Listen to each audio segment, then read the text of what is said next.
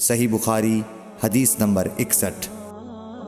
حضرت صلی اللہ علیہ وسلم نے فرمایا، درختوں میں ایک درخت ایسا ہے کہ اس کے پتے نہیں جھڑتے، اور مسلمان کی مثال اسی درخت کی سی ہے، بتاؤ وہ کون سا درخت ہے؟ یہ سن کر لوگوں کا خیال جنگل کی طرف دوڑا۔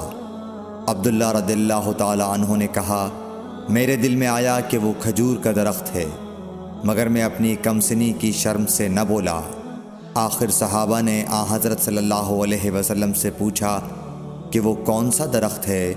آپ نے فرمایا، وہ کھجور کا درخت ہے۔ صحیح بخاری حدیث نمبر 62۔ حضرت صلی اللہ علیہ وسلم نے فرمایا، درختوں میں سے ایک درخت ایسا ہے کہ اس کے پتے نہیں جھڑتے، اور مسلمان کی بھی یہی مثال ہے، بتلاؤ وہ کون سا درخت ہے؟ یہ سن کر لوگوں کے خیالات جنگل کے درختوں میں چلے گئے۔ عبداللہ نے کہا کہ میرے دل میں آیا کہ بتلا دوں کہ وہ کھجور کا درخت ہے، لیکن وہاں بہت بزرگ موجود تھے، اس لیے مجھ کو شرم آئی۔ آخر صحابہ نے عرض کیا، یا رسول اللہ، آپ ہی بیان فرما دیجئے۔ آپ صلی اللہ علیہ وسلم نے بتلایا کہ وہ کھجور کا درخت ہے۔ صحیح بخاری حدیث نمبر 63۔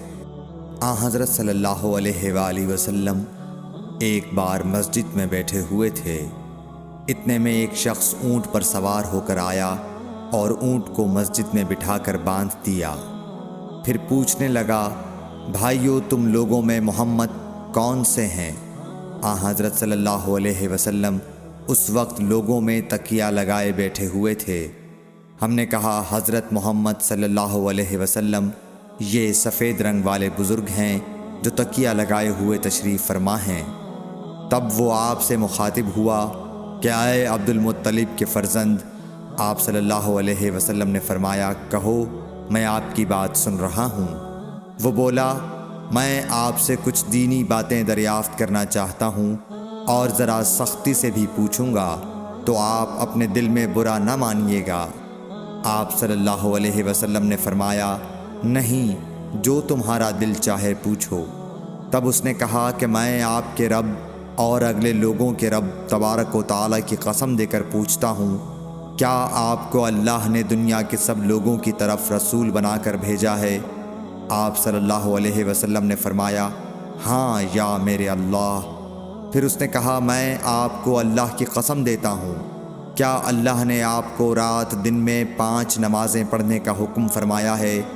آپ صلی اللہ علیہ وسلم نے فرمایا، ہاں یا میرے اللہ۔ پھر کہنے لگا، میں آپ کو اللہ کی قسم دے کر پوچھتا ہوں کہ کیا اللہ نے آپ کو یہ حکم دیا ہے کہ سال بھر میں اس مہینے رمضان کے روزے رکھو؟ آپ صلی اللہ علیہ وسلم نے فرمایا، ہاں یا میرے اللہ۔ پھر کہنے لگا، میں آپ کو اللہ کی قسم دے کر پوچھتا ہوں کہ کیا اللہ نے آپ کو یہ حکم دیا ہے کہ آپ ہم میں سے جو مالدار لوگ ہیں ان سے زکوٰۃ وصول کر کے ہمارے محتاجوں میں بانٹ دیا کریں؟ حضرت صلی اللہ علیہ وسلم نے فرمایا، ہاں یا میرے اللہ۔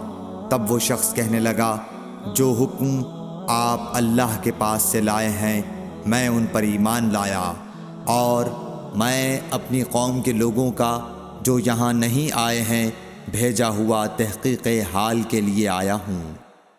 صحیح بخاری حدیث نمبر 64۔ رسول اللہ صلی اللہ علیہ وسلم نے ایک شخص کو اپنا ایک خط دے کر بھیجا اور اسے یہ حکم دیا کہ اسے حاکم بحرین کے پاس لے جائے۔ بحرین کے حاکم نے وہ خط کسریٰ شاہ ایران کے پاس بھیج دیا۔ جس وقت اس نے وہ خط پڑھا تو چاک کر ڈالا۔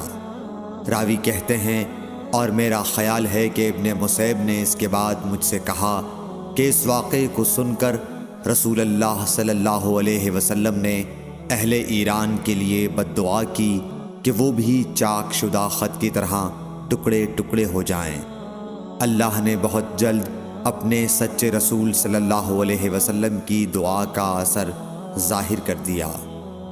صحیح بخاری حدیث نمبر 65۔ رسول اللہ صلی اللہ علیہ وسلم نے کسی بادشاہ کے نام دعوت اسلام دینے کے لیے ایک خط لکھا یا لکھنے کا ارادہ کیا تو آپ صلی اللہ علیہ وسلم سے کہا گیا کہ وہ بغیر مہر کے خط نہیں پڑھتے، یعنی بے مہر کے خط کو مستند نہیں سمجھتے۔ تب آپ صلی اللہ علیہ وسلم نے چاندی کی انگوٹھی بنوائی جس میں محمد الرسول اللہ کندہ تھا۔